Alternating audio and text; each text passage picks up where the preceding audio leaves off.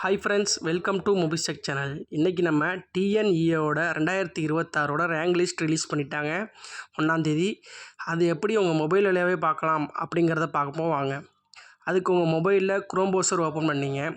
Open பண்ணிட்டு search பாரை click பண்ணிட்டு அதில் டிஎன்இஏ அப்படின்னு சர்ச் பண்ணிங்க. சர்ச் பண்ணோன்னே உங்களுக்கு ஃபஸ்ட்லேயே ஒரு லிங்க் வருது பார்த்தீங்களா, இந்த லிங்க்கை கிளிக் பண்ணிங்க. கிளிக் பண்ணோன்னே பேஜ் இப்படி தான் இருக்கும். இதில் டாப்பில் லாகின்னு ஒரு ஆப்ஷன் இருக்கும், அதை கிளிக் பண்ணி இப்படி தான் இருக்கும். அதில் மெயில் ஐடி பாஸ்வேர்டு கேட்பாங்க.